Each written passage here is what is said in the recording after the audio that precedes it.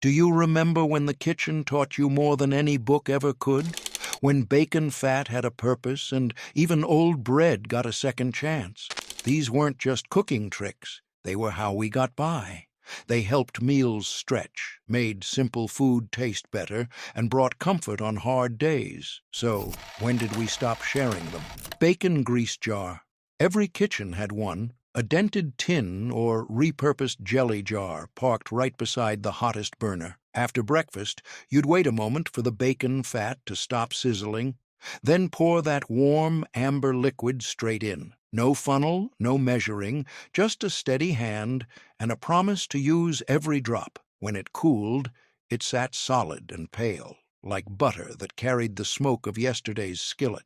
You'd grip a butter knife or the edge of a spoon and scoop it out, listening to that soft pop as it broke free. A spoonful in the pan for Sunday beans, a swirl in cornbread batter, a slick under morning eggs. Sometimes folks strained it through cheesecloth. Most didn't fuss over it. A little grit only made it feel honest. This wasn't fancy cooking. It was common sense.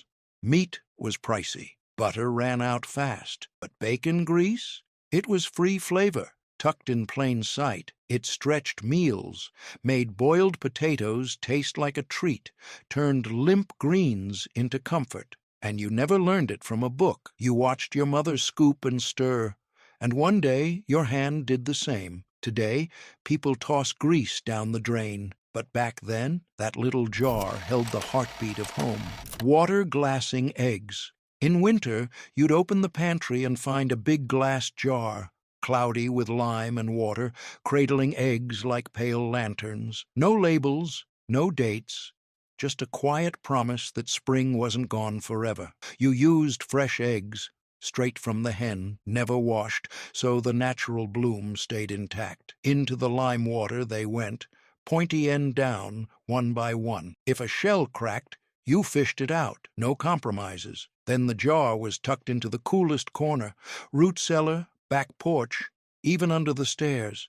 Weeks turned into months, and when the hens stopped laying, you cracked one over a hot skillet, half expecting disaster. But there it was, a bright yolk, firm white, ready for pancakes or custard as if it had just been laid. Sure, a few jars went off now and then, but you learned to sniff and inspect before you used them. No refrigeration, no expiration stickers, just old-time know-how. Today, an egg's shelf life is stamped on cardboard, and anything past date goes in the trash. But back then, that cloudy jar was winter's lifeline, whispered down through generations and never let you down. Stale bread pudding revival. You've seen that loaf at the back of the counter, hard as a rock and begging to be tossed. But instead, you wrap it in a damp towel, tuck it into a warm oven, and 10 minutes later, it's like waking a ghost back to life. The crust softens, the crumb steams, and suddenly yesterday's sandwich bread smells of fresh bakery. You don't need a recipe.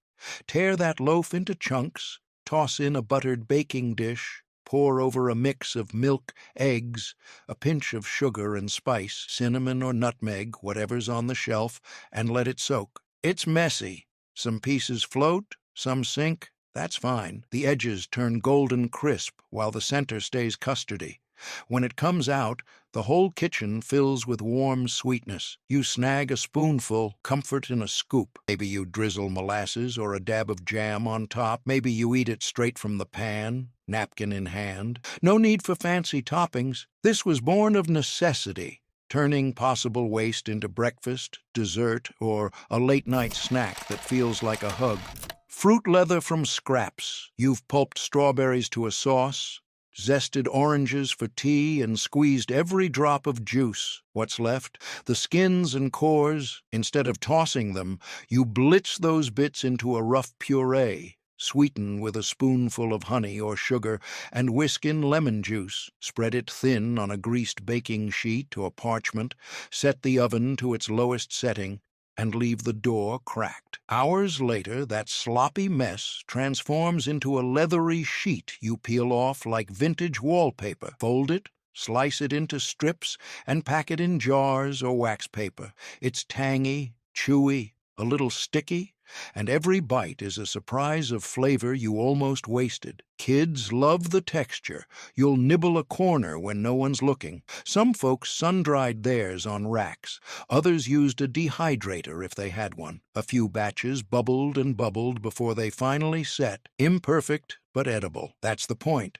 Making the most of what you had. No factory flavors, no preservatives, just kitchen scraps turned into snackable gold, rendering lard at home. On a cool afternoon, you'd see a heavy pot on the back burner, filled with chunky bits of pork fat, just waiting. No hurry. Just a low, steady simmer that sent gentle bubbles rising like tiny memories. You stirred it occasionally with a wooden spoon, watching as the white chunks melted into clear golden liquid. When it stopped popping, you leaned in and took a whiff of that warm, almost sweet smell, nothing like store-bought shortening. You'd scoop the cracklings out with a slotted spoon, snack for later, then pour the liquid through a coarse cloth or fine sieve into crocks or old coffee cans. Some folks skipped the straining and let the small bits settle at the bottom. It didn't hurt a thing. As it cooled, the lard turned creamy white and firm,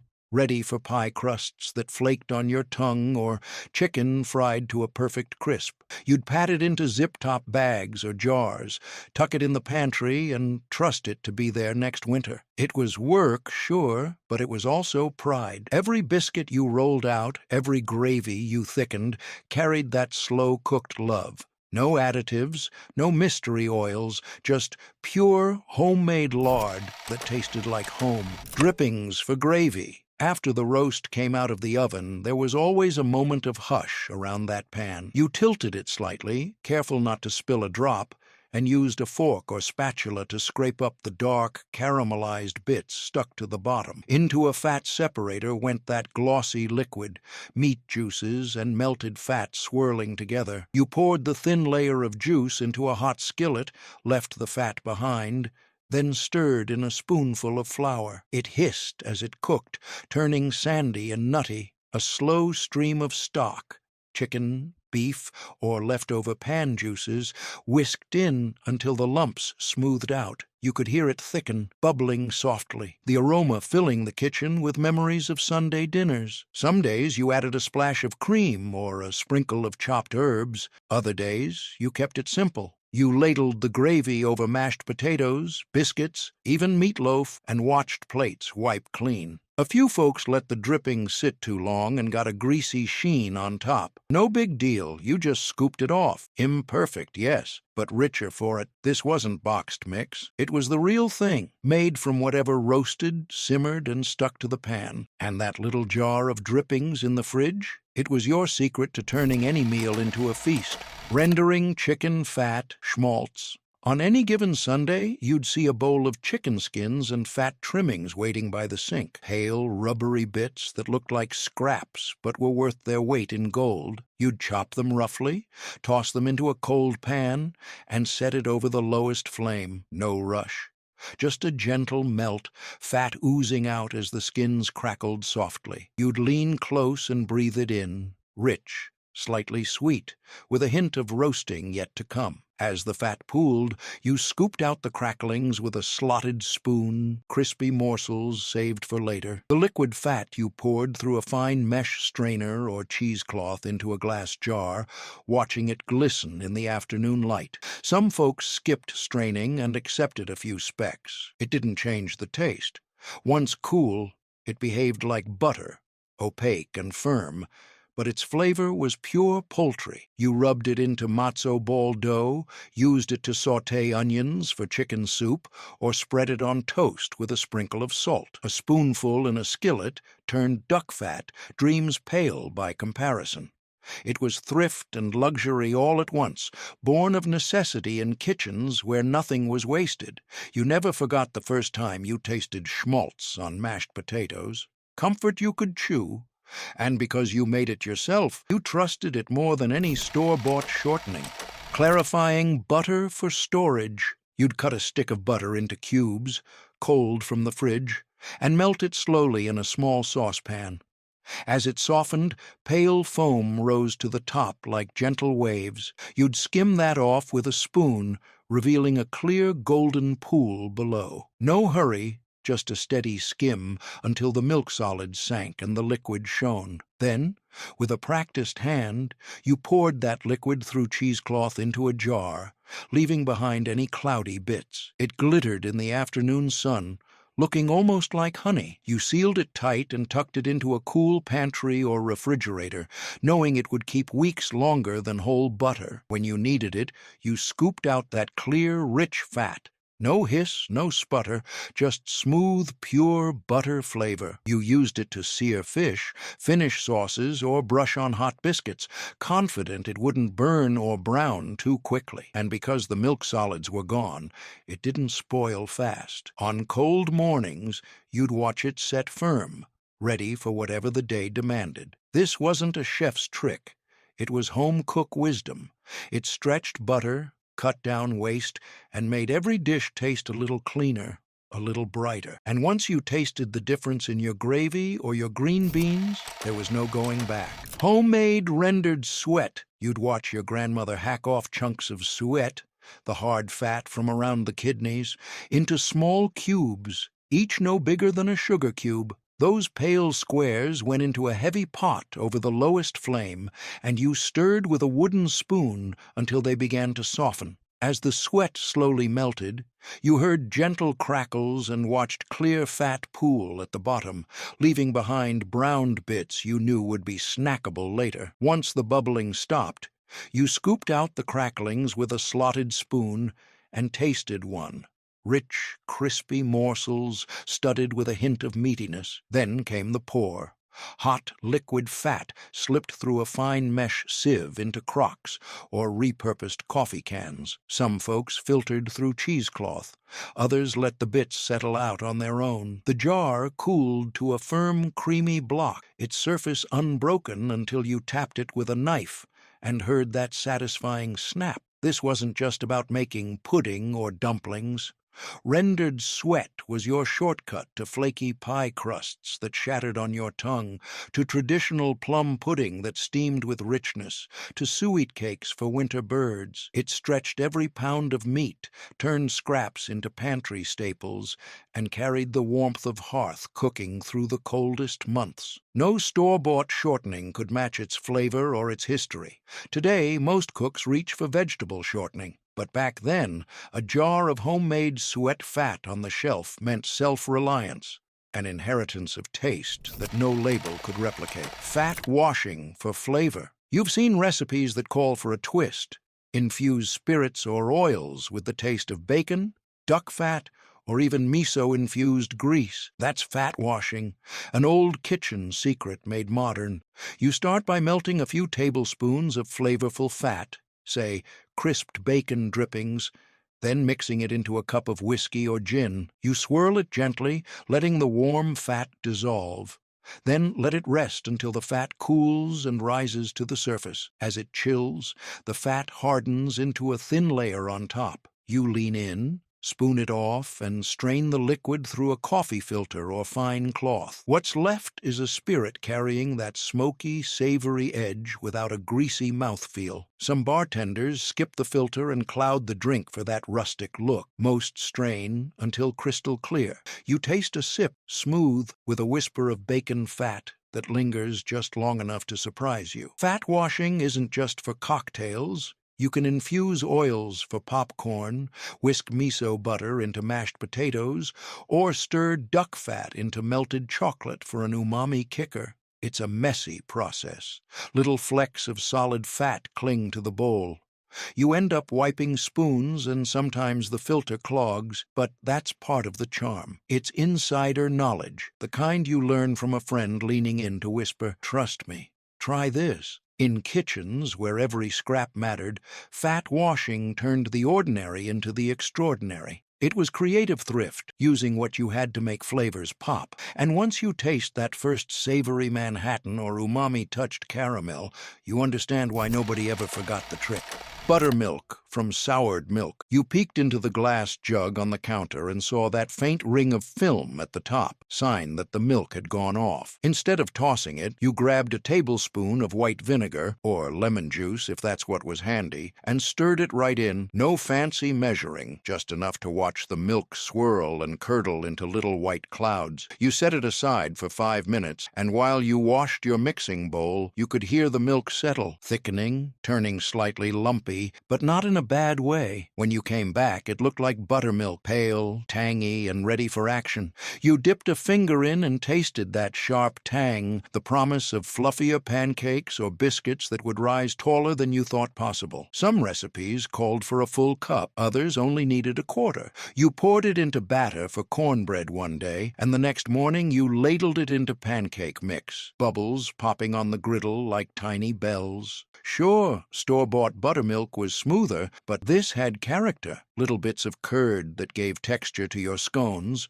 richness to gravy, and a gentle sour note that made everything sing. It wasn't perfect. Sometimes the flavor was stronger than you expected. Sometimes the curds floated into your batter. But you learned to skim them, to whisk a little longer, to lean into the tang. That soured milk jug? It became a hero of breakfast and baking, a small trick that saved a gallon of milk and made every bite taste like thrift and know-how. Croutons from stale bread. That loaf lying around, too hard for sandwiches but too good to waste, became your secret weapon. You chopped it into rough cubes, tossed them in a bowl with a drizzle of oil and a pinch of salt, and gave it a good shake. Some folks added garlic powder or dried herbs. Others kept it plain. Either way, the kitchen smelled like promise before the oven even clicked on. As the cubes roasted, you listened for the gentle tink of bread against pan and the soft hiss as oil met hot metal. You turned them once, flipped with a spatula, so every side kissed the heat. 15 minutes later, they emerged golden brown, edges crisp, centers still just soft enough to sink your teeth into. You'd let them cool on a rack, then stash them in a jar or tin. Some days you sprinkled Parmesan over them. Other days you dropped them straight into salad or soup, crunch echoing in the bowl. A spoonful of tomato soup never felt complete without that snap of crouton under your spoon. And on lazy afternoons, you'd nibble a few straight from the jar, tiny comfort bites. It wasn't glamorous. The cubes were uneven, some too crunchy, some too doughy, but every piece carried that little kick of olive oil and the smoky edge of the oven. It was a way to honor that stale loaf, stretch a meal, and sneak in flavor where none existed before.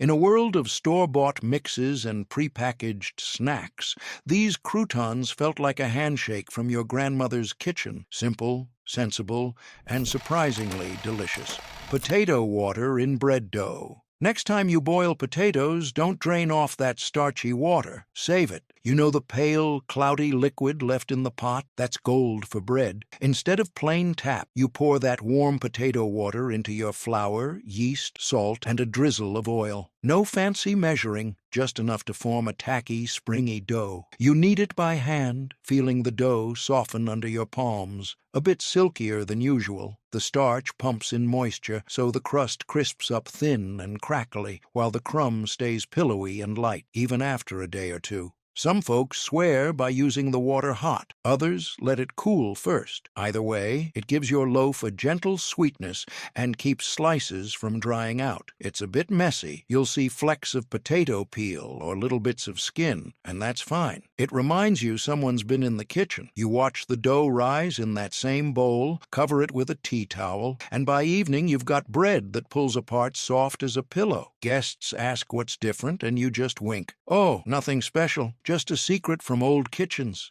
This trick stretches your bake, adds depth without extra ingredients, and makes day-old bread taste fresh. And best of all, it costs nothing but the potatoes you've already cooked. Never fail pie crust with lard. If you want a crust that never shrinks, cracks, or turns tough, lard is your best friend. You toss flour, a pinch of salt, and cubed, ice-cold lard into a bowl, then rub with fingertips until the mixture looks like coarse cornmeal with little white pebbles, each one a promise of flake. No electric gadgets, just your hands, flour dust on the counter, and that satisfying scrunch. Some folks add a splash of vinegar or a tablespoon of sugar for extra tenderness. Others stick to the basics. You drizzle in just enough iced water, finger-chilled, to bring the dough together. Press it once into a disc, tuck it into the fridge for at least 30 minutes, and let the fat firm up. That rest time, it's crucial. It stops gluten from overworking and keeps the crust from pulling back when you bake. When you roll it out, floured board, gentle turns, the edges hold their shape. Into the pan it goes, cold and confident.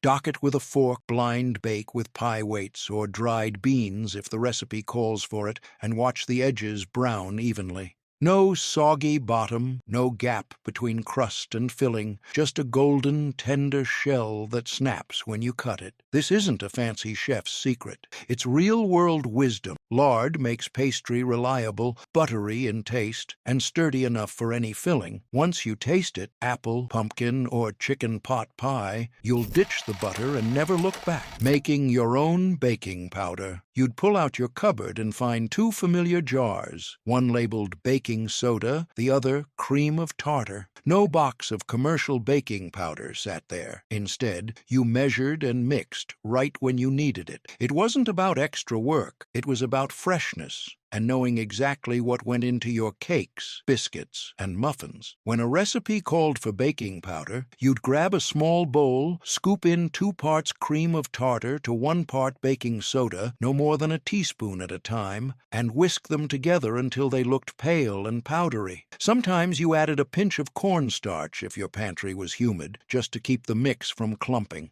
Other days, you skipped the cornstarch and trusted that you would use it up quickly enough. Either way, you ended up with a leavening agent that puffed your dough higher and tasted cleaner than anything off a shelf. You learned this trick because the boxed stuff sometimes sat too long under bright grocery lights. By the time you got home, it might have lost its fizz. But when you mixed it by hand, you mixed only what you needed. You could hear it fizz the moment it hit the wet batter, tiny bubbles dancing in the spoon before it ever saw the oven heat. That fizz was promise. Light, tender crumb. No strange aftertaste, just pure rising power. It wasn't always precise.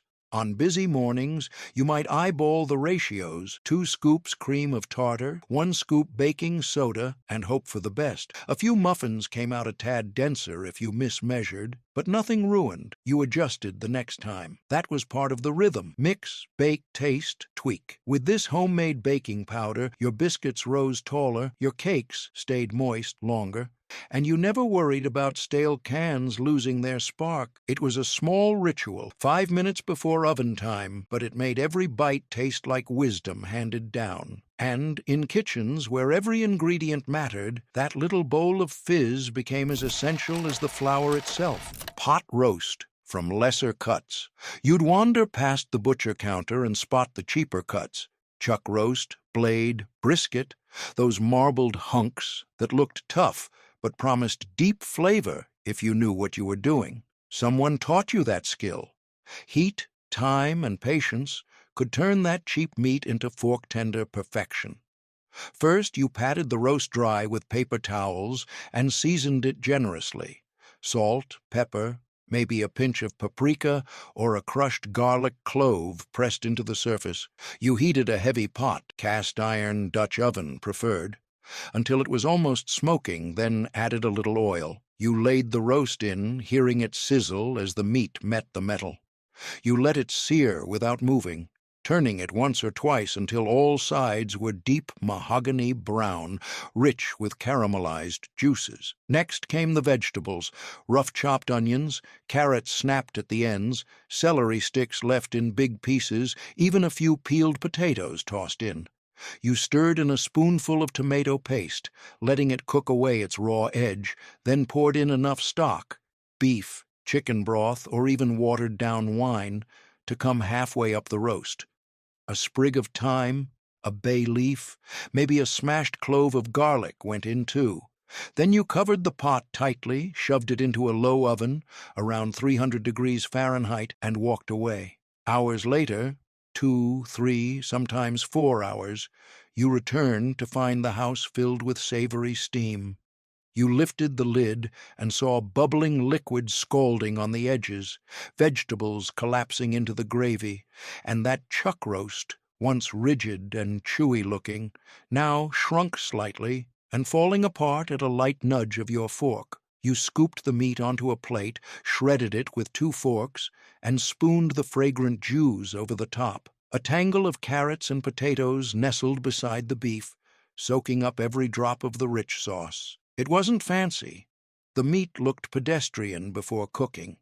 The pot was messy, splattered sides, bits stuck to the bottom, but you ladled it onto dinner plates, and the way that roast melted on your tongue, the way the gravy clung to every crevice of the meat and veggies, that's how you turned cheap cuts into a feast. And when someone asked for seconds, you just smiled and said, "Secrets in the low and slow, salt-curing meats." Small scale. You'd see the salt box on the counter, coarse, almost sandy to the touch, and know a cure was coming. In a cool corner of the kitchen, you mixed salt, sugar, a handful of cracked peppercorns, and sometimes crushed juniper berries or bay leaves, everything coarse enough to rub in by hand. No fancy cure kits, just pantry staples and a sense of purpose. First, you trimmed a pork loin or a slab of beef brisket, patted it dry, and laid it on a wooden board. Then came the ritual. You scooped handfuls of the coarse mixture and pressed firmly into every nook, edges, crevices, even into small cuts you sometimes made to help the cure seep deeper. You worked the meat like dough, massaging it until every inch was coated in that gritty paste. It felt strange under your fingers, cool and damp, grainy yet yielding. Once coated, you packed the meat into a shallow glass dish, covered it, and tucked it into the coldest part of the fridge or root cellar. Every day, or every other day, depending on the size, you'd flip the piece and scrape off the juices that pooled beneath, then reapply fresh cure. A bit messy, sure. Salt crystals clung to counters. The dish sometimes bubbled with liquid that smelled sharp and almost sweet, but you learned to trust the routine. After 7, 10, or even 14 days, you'd unwrap that cured piece, now firm, tinged pink from the salt's pull, the surface slightly tacky. You rinsed it under cool water, patted it dry, and hung it to air dry for a few hours. Sometimes you'd leave it hanging by a string near a sunny window or a cool pantry shelf. The aroma was unmistakable, a sharp tang of preserved meat, a whisper of pepper, the faint undercurrent of sweet sugar. When sliced thin, it tasted complex. Salt forward, yes, but balanced by that sugar kiss and pepper bite. You dropped slices into soups, layered them on sandwiches, or crisped them in a skillet for breakfast. No synthetic nitrates, no mystery ingredients, just salt, thyme, and patience. It wasn't fast food, it was legacy food, a way to honor every cut, stretch your provisions, and carry centuries-old craftsmanship into your own kitchen. And every bite reminded you that real flavor often comes from the most hands-on, grainy, slow processes imaginable. Soup bones for broth. Before you ever touched a seasoning jar, you grabbed those scrap bins or freezer bags labeled soup bones. Ribs, knuckles, marrow-filled joints, even leftover carcasses. You'd see them collected week after week, each bone a promise of something richer than any store-bought stock. Into a large pot they went, a pile of bones, a roughly chopped onion or two, skins on for color, carrot ends, celery leaf trimmings, a couple of garlic cloves with skin, a handful of whole peppercorns, and a bay leaf or two. You filled it with cold water until everything was submerged, then set it over low heat. No rushing, just a slow bring to barely there bubbles. As it simmered, a gray scum crawled up, and you skimmed it away with a ladle, watching the broth clear again. The kitchen filled with a low, homey rumble, bones clinking, veggies softening. You'd lean over, inhale that deep, savory scent, and feel something settle in your chest. If you had time, you turned the heat almost off after the initial boil and let it steep all afternoon, or even overnight on the back burner. Some days you added a splash of vinegar, apple cider or plain white, to coax minerals out of the marrow. Other days you skipped it, trusting the bones to impart enough depth on their own. After 3, 4, sometimes 8 hours, you turned off the pot and let it rest. Then came the messy part. You poured the liquid through a colander, then a fine mesh sieve, sometimes even cheesecloth if you wanted crystal clear broth. The color was honey gold, with a sheen of fat on top that you gently poured off once it cooled, saving it for frying onions or greasing pans. What remained was liquid warmth, broth so full-bodied that a spoon stood up in it for a moment. You used it in soups, stews, gravies, even mashed potatoes, each dish singing with layers of bone-bred richness. It wasn't quick. It left a pot to clean and a few stray bits to fish out later. But this was real stock. No powders, no MSG, just the marrow, the collagen, the marrow's creamy whisper, and vegetables rendered gentle by time. In every simmer, you tasted history. The way kitchens once sustained families, turned scraps into nourishment, and taught you that good things come to those who wait. Corncob smoked meats. You'd finish shucking the last ears of summer corn and pile the cobs beside the woodpile, knowing you weren't tossing them out. Later that afternoon, you'd gather those dried cobs, bundle them in twine, and lay them around your meat, pork shoulders, chicken quarters, or strips of bacon, inside a makeshift smoker. No hickory chips, no fancy equipment, just corn cobs, a few coals, and patient heat. Once the fire caught, you'd watch pale tendrils of smoke rise, scented with faint sweetness. The corn cobs crackled as they burned, burning slower than wood, giving a steady, gentle smoke that carried deep into the meat. You leaned in close, inhaling that soft, graham-like aroma mingled with raw pork or poultry. As the hours ticked by, the smoke stained the meat pink around the edges and seeped in, layer by layer, until every bite held a whisper of summer's last harvest. It wasn't fast. You kept the temperature low, around 200 degrees Fahrenheit, tending embers, rearranging cobs to keep smoke even. Sometimes you dampened a handful of cobs to slow the burn. Other times, you let them blaze a little harder, depending on the cut. You flipped the meat once, wiping off drips and rebunching the cobs. It was messy.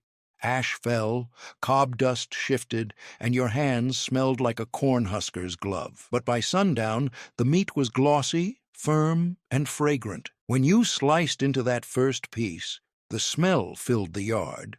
Sweet, earthy, smoky. The texture was tender, but with a slight chew, as though the smoke and meat had become one. You ate it straight or chopped it for beans, even turned it into sandwiches on homemade bread. Every forkful spoke of ingenuity, turning a byproduct of the garden into the heart of the meal. Today, most smokers use pellets or chips in metal boxes. But back then, those humble cobs were free, abundant, and perfect for slow smoke. They carried the taste of field and harvest right into your winter pantry. Hardtack for emergencies. On a day when flour ran low and payday still felt weeks away, you mixed equal parts flour and water, nothing more. No yeast, no salt, just a stiff, dusty dough that you rolled out thin, pricked all over with a fork, and baked slowly until it hardened into pale biscuits. They looked like flimsy tiles, smooth, flat, and as brittle as old parchment. You'd bake them twice, once to set the shape, again to drive out every last bit of moisture. The kitchen smelled of warm flour and dry heat. Some folks sprinkled a little salt, others left them plain. A few brave bakers topped the dough with seeds or peppercorns for flavor, but most stuck to the basics. When they came out, you broke off a corner. It snapped clean, leaving a thin, sturdy shard. These weren't snacks. They were survival food. You'd pack them in canvas sacks alongside jerky and dried fruit, knowing they'd last months. unmoved by humidity or critters. When you needed them, you cracked one into crumbs, stirred them into soups or stews to thicken, or soaked them in water or broth until they softened into bland but sustaining bites. Sailors and soldiers blamed hardtack for cranky stomachs, but they respected its reliability. At home, you kept a stack in a tin in the pantry. During storms or late winter snows, when fresh bread felt impossible, you reached for hardtack. You dunked it in coffee or tea, letting it soften just enough to chew. It wasn't delicious, but it filled you. You learned to appreciate its simplicity. Just flour, water, thyme, and the oven's low heat. No preservatives, no mystery shelf lives. Just a recipe as old as necessity itself, written in the corners of hushed kitchens and passed down by folks who knew that, in a pinch, a bite of hardtack might keep hunger at bay until the fields thawed again. Pressure canning basics. You'd see those heavy glass jars lined up on the counter, tops loose, rings off, waiting for the pressure canner to steam. It wasn't a trick for the faint-hearted. You filled the canner halfway with water, set the rack inside, and nestled the jars in snug rows. No shaking or tipping, just careful placement so each jar touched the rack, not the metal walls. You clipped on the lid, locked it tight, and cranked the heat under the black enamel pot. Steam hissed out until the gauge rattled. Then you watched the little dial climb. 10 pounds, 15, sometimes even 20 for low-acid foods like beans or carrots. You adjusted the burner, counting minutes once the pressure steadied. 20 minutes for tomatoes, 30 for green beans. You learned by doing, by peeking at Grandma's handwritten chart on the pantry door. Inside, you heard the jars thump and the metal hiss, almost like a slow heartbeat. The kitchen filled with the scent of vinegar and steam, mingled with whatever you were canning. Sweet cherries, tart apples, or pickles that crackled when you opened them months later. You resisted lifting the lid until the dial dropped to 0. No shortcuts. When you plunged that heavy cover and pried it open, you heard the satisfying pop of each lid sealing, like secret handshakes between glass and home. Once cool, you wiped each jar, labeled the date in cursive, and lined them on shelf boards high in the pantry. Some days a jar didn't seal. No shame. You just ate that jam first. It was part of the rhythm. Pack, process, test, store, and repeat. Pressure canning wasn't simple. It was kitchen science and muscle, trust, and timing. But for every jar that sat firm and clear, you stored months of summer sunshine and saved yourself a trip to the store when snowdrifts blocked the road. Wax-dipping jellies, jams. When your jelly or jam set just right, you scooped it into sterile jars and plopped on the lid tight. But the real magic came next. A pot of melted wax, paraffin or beeswax, simmering on the back burner, fragrant with a hint of sweet honey or neutral warmth. You dipped each jar top into the molten fatty ribbon, letting it swirl and seal the glass edge in a glossy dome. A few drips ran down the sides. You wiped them with a damp cloth and watched the wax firm to a pale cap within seconds. The kitchen smelled faintly of honeycomb or campfire tallow, clean, slightly earthy, almost old-world. That wax seal kept the preserves fresh longer, stopped the sugar crust from forming, and told you this jar had been made by hand, not factory line. Months later, on a dark winter evening, you'd pull down a jar and tap the wax with a butter knife, tink, tink, until it cracked in a jagged ring. You peeled it away in flakes, like brittle candy shards, revealing warm-colored jam beneath. The first spoonful tasted of sun-warmed berries or spiced apples, unbroken by freezer burn or refrigerator haze. It wasn't fancy. Sometimes the wax cracked too early, or the cap looked lumpy. But that imperfection was part of the charm. You learned to dip just right, to pour off excess, to let the wax set undisturbed. And when you gave a jar to neighbors, they knew it carried more than jam. It carried time, care, and the old kitchen wisdom that nothing good should ever go to waste. Cold pack canning. You'd start with the freshest produce you could find, tomatoes still warm from the sun, green beans snapped at the ends, or strawberries so ripe they almost burst under your touch. No pre-cooking, no blanched buckets of boiling water. Cold pack meant you packed those raw fruits or vegetables straight into sterile jars, headspace measured to the whisker, and tucked them in like precious relics. First, you washed the jar and ring in soapy water, rinsed twice, and set them on a clean towel. Meanwhile, you laid out your handful of green beans or blueberries, sorting out bruised bits and faded pieces. You filled each jar inch by inch, sometimes pressing gently with a wooden spoon to settle them without crushing. The colors gleamed. Deep ruby cherries, bright emerald beans, golden peaches, like jars of captured sunlight. Then came the liquid. Plain boiling water for tomatoes, a light syrup of sugar and water for fruit, or a salt brine for beans and asparagus. You poured it in a slow, steady stream to cover the produce, leaving just the right headspace so the jars wouldn't bubble over in the canner. You wiped the rim with a damp cloth, no crumbs, no sticky spots, pressed on the flat lid, and screwed the ring finger-tight. Into the water bath or pressure canner they went, depending on acidity. 13 minutes for cherries at a rolling boil. 35 for green beans under pressure at 10 pounds. You watched the water swirl, hissing around the jars, heard the lids ping as they sealed, each one a tiny victory. When they cooled, you wiped off spots of syrup and labeled the date in neat script. You lined the jars on a pantry shelf where light couldn't fade their color. No clouded liquid, no spongy produce, just crisp crunch or tender fruit in liquid as clear as memory. Cold pack wasn't faster. It was simpler. It kept flavors bright, textures firm, and colors radiant. You trusted the water to bring heat evenly, to seal freshness inside glass. And when you opened a jar months later, pie filling spilling ruby red, green beans snapped firm at the bite, you tasted summer's promise, sealed in that moment of careful packing and patient heat.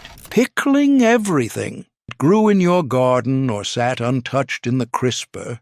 You could and did pickle it. Cucumbers weren't the only candidates. Carrots, onions, cauliflower florets, radishes, even watermelon rinds found themselves submerged in tangy brine. You learned early on that pickling wasn't just for the pantry. It was a way to stretch every ounce of harvest, every stray vegetable, into something zesty that danced on your tongue. You started with a hot brine, vinegar, water, good handful of salt, and sugar for balance. Whole spices followed, mustard seeds that popped in your mouth, peppercorns that crackled under your molars, bay leaves that breathed herbal warmth, and a few garlic cloves tucked in for depth. You heated it until the salt dissolved and the sugar turned clear, then poured it over layers of raw vegetables in a jar, neatly packed yet relaxed, so the liquid could swirl between them. After a quick stir, you'd press down the vegetables with a wooden skewer, leaving a half-inch of headspace. Topped with the brine, tapped the jar on the counter to release trapped air bubbles, and twisted on the lid. Some jars went through a quick water bath canning. Others stayed in the fridge for quick turnaround pickles, ready in a day or two. Inside, you watched the colors shift. Pale green cucumbers turning emerald, carrots brightening to sunshine orange, onions dancing in rosy pink. The air in the kitchen smelled sharp and sweet, like vinegar and fresh herbs, promising that once those jars settled, your winter lunches would never be dull. A week later, you cracked open that first jar, the hiss of escaping air, the shimmer of brine, and a crisp crunch that sang of both summer soil and cellar cool. You piled pickles on burgers, speared them with cocktail onions at dinner parties or ate a single olive-brined carrot spear straight from the jar. Pickling everything was part science, part alchemy, and part thrift. It meant no wilted carrot went to the compost, no lonely pepper sat untouched. It infused your meals with tang, texture, and a touch of rebellion, because anything pickled was always slightly unexpected, always delightfully alive in a bite. Homemade fruit vinegar. You'd gather your softest berries or leftover peels, the strawberry hulls saved from jam making, the lemon rinds from breakfast, even apple cores hiding at the bottom of the fruit bowl. In a glass jar, you layered fruit scraps with a bit of sugar or honey, just enough to feed the wild yeasts you'd coax from the air. You covered everything with cool, filtered water, leaving an inch of space at the top, then released the lid and draped a clean cloth over the opening. No airtight seal. This was fermentation, not preservation. Every morning you'd lean in and swirl the jar gently, noticing bubbles fizzing along the fruit and tasting a tiny spoonful. The smell was tangy and alive, like a wink from summer's end. At first it tasted sweet and fizzy. You'd laugh because it reminded you of soda pop, but not the store kind, the kind you made yourself on a rainy afternoon. After a week or two, the sweetness faded and a gentle acidity took over. You'd skim off any foam or bits of mold at the top, a harmless, calm yeast, then let it burble on another week until the whole jar smelled sharply of apples or berries. When you deemed it ready, you strained out the fruit through cheesecloth, squeezing every last drop of liquid from the pulp. The color was pale gold or rosy pink, clear enough to read a newspaper headline through the glass. You poured it into a clean bottle, corked it, and labeled it with the date in your own handwriting. The first taste was a bright smack of vinegar, tart, fruity, and surprisingly nuanced. You drizzled it onto salads to wake up lettuce, mixed it into marinades for pork or chicken, or stirred a splash into sparkling water for a homemade shrub. Some days you experimented, a handful of garlic cloves during the second week, a sprig of basil or rosemary, even a spoonful of grated ginger. Each variation carried the character of your kitchen, imperfect, curious, alive. No additives, no industrial acids, just thyme, wild yeast, and the scraps you almost tossed. In a world of white distilled vinegar, this bottle held sunshine, soil, and the kind of gentle fizz that reminded you how simple things could transform if only you waited and cared. Reviving wilted produce, icewater bath. The lettuce looked limp, leaves drooping like tired arms, and the kale stalks sank sadly in the crisper. But you knew there was hope. You filled a large bowl with the coldest tap water you could manage, then packed in ice cubes scraped from the freezer. Before you dunked the greens, you tore off any bruised edges, pulled apart the leaves to let water penetrate every crease, and tossed in a pinch of salt or a splash of vinegar if you had it handy. As you submerged the wilted bounty, you heard the soft glug of air rushing out. The leaves floated up, softened, then sank again under the ice's weight. You pressed them gently with your fingertips, feeling the water seep into stem fibers, swelling them back to life. Every few minutes you lifted a leaf, squeezed out a droplet, and tasted a crisp whisper of coolness. The air smelled of damp garden soil and minty cold, nothing like the heavy scent of a closed fridge. After 10 minutes, you lifted the greens on a spider strainer or with tongs, shaking off clinging droplets and arranging them on a clean kitchen towel. The transformation was uncanny. Leaves stiffened into bright, springy ribbons. Kale stems snapped clean when bent. Herbs looked plump and juicy again, as if they'd just been harvested. You spun them in a salad spinner or patted them dry, then tossed them with oil and lemon juice, drizzling the crisp results straight onto plates or tucking them into sandwiches. It wasn't magic. It was physics and cell structure, a trick taught by farmers and home cooks who knew that a dash of saline and a plunge into cold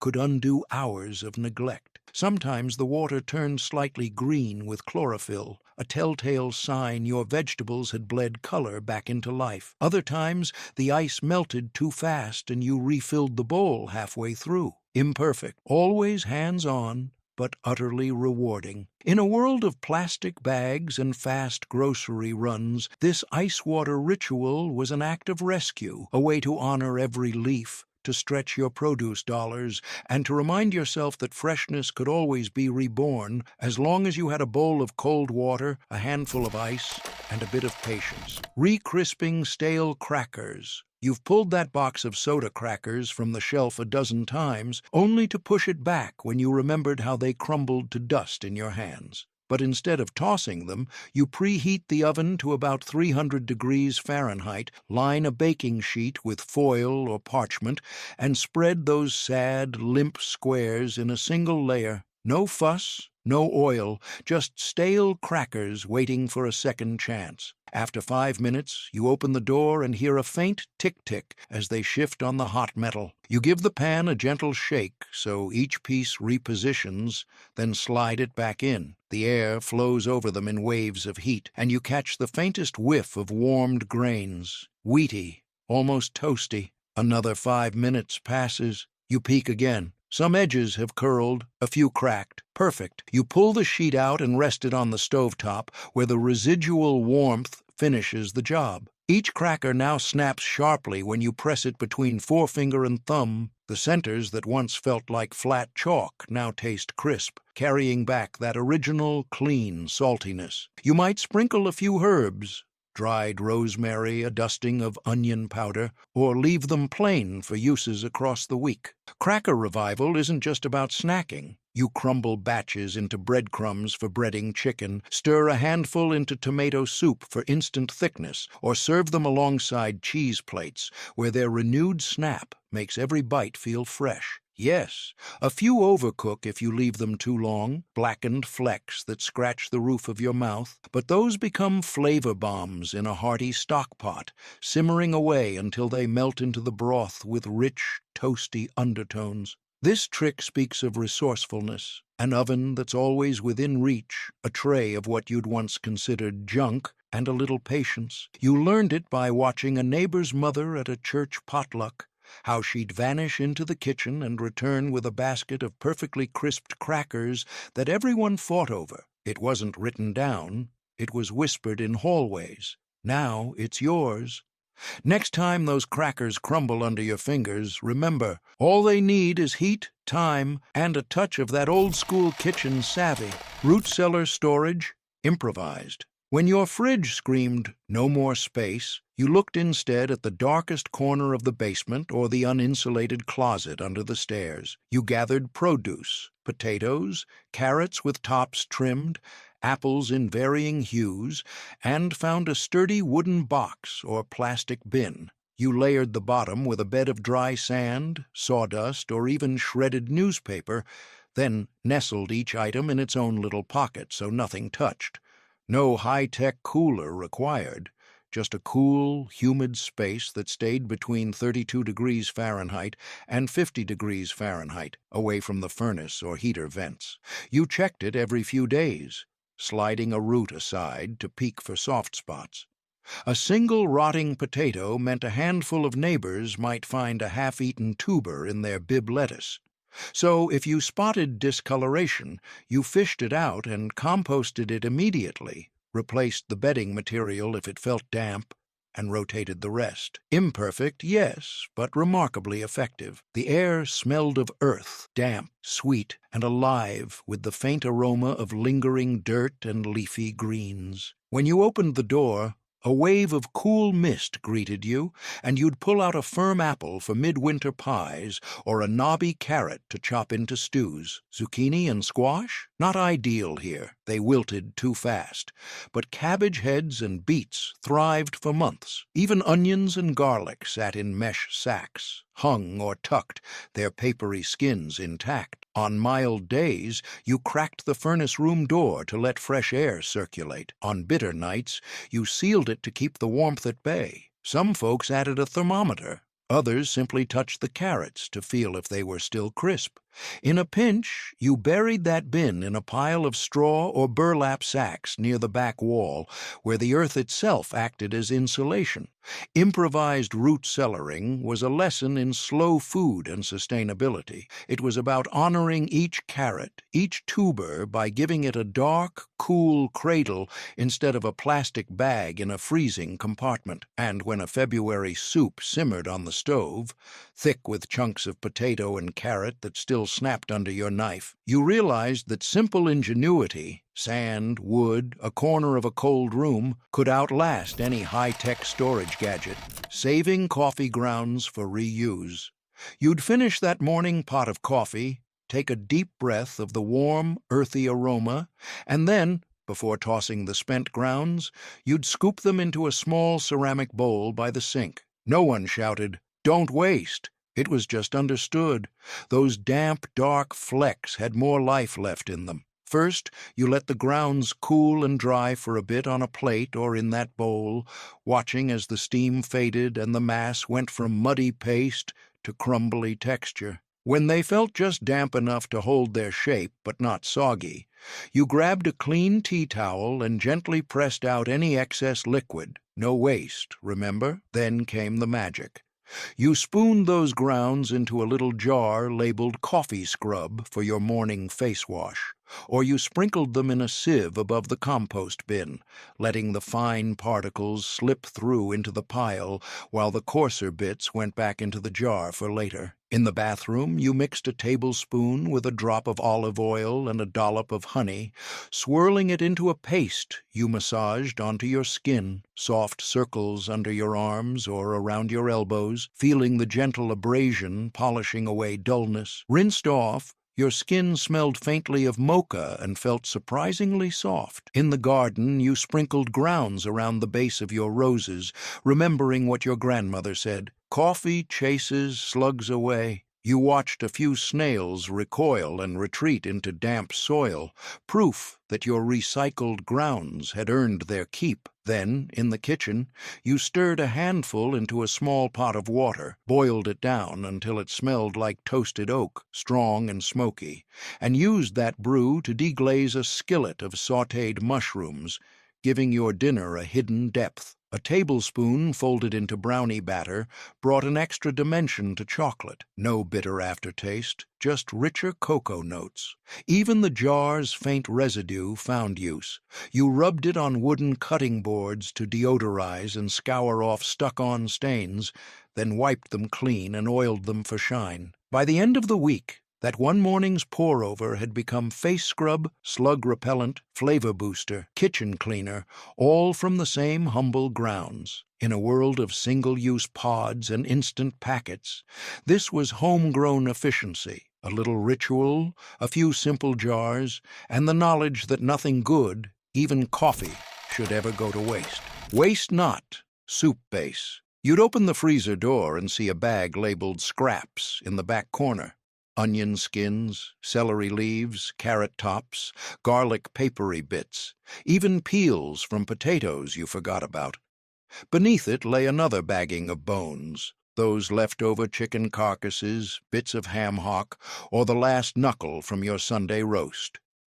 Instead of pitching it, you gathered every last piece into a big, heavy pot, the kind your grandmother loved, and set it on the stove. First came a splash of oil and a quick sauté of the onion skins and garlic peels until they turned translucent at the edges and filled the kitchen with a faint sweetness. Then you dumped in the carrot tops and celery leaves, greens that others saw as trash, but you embraced as flavor. You added the bones next, listening for the soft clatter as they hit the bottom and sipped by enamel as the contents settled. You poured in cold water until everything was just submerged and brought it slowly to a barely there bubble.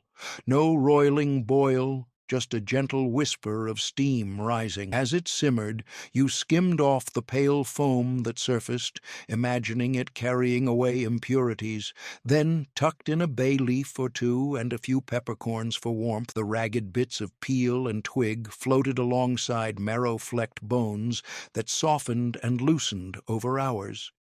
You stirred occasionally, feeling the pot's warmth through the handle, and inhaled that growing scent, a mix of earth, sweet vegetable, and the primal whisper of meat on heat. After 4 or 5 hours, you turned off the stove and let the pot cool slightly, then strained the liquid through a colander and fine mesh sieve into another vessel, coaxing every last drop through a ladle. The color was golden brown, rich like old maple syrup, with a thin sheen of fat on top. You spooned that off, saving it for frying onions or greasing skillets, then returned the clear broth to a clean pot. This was your waste-not soup base.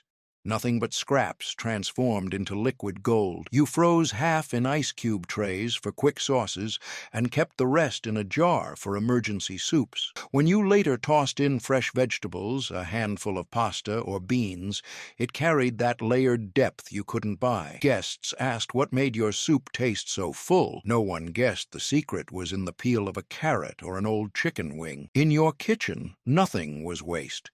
Instead, every discard became the heart of the next meal, a humble alchemy of patience and thrift that flavored bowls of soup and your home with quiet ingenuity. I hope this tour of forgotten cooking wisdom inspires you to reconnect with your own kitchen memories. Maybe you'll scoop up bacon drippings again or give lard a second chance in your pie crust. Perhaps you'll dip into your pantry for scraps and turn them into a soup base that tastes richer for its humble origins. The next time you see a wilting head of lettuce or a box of crackers that have lost their snap, remember the power of an ice bath or a hot oven, small efforts that rescued whole meals. Our kitchens don't have to be museums.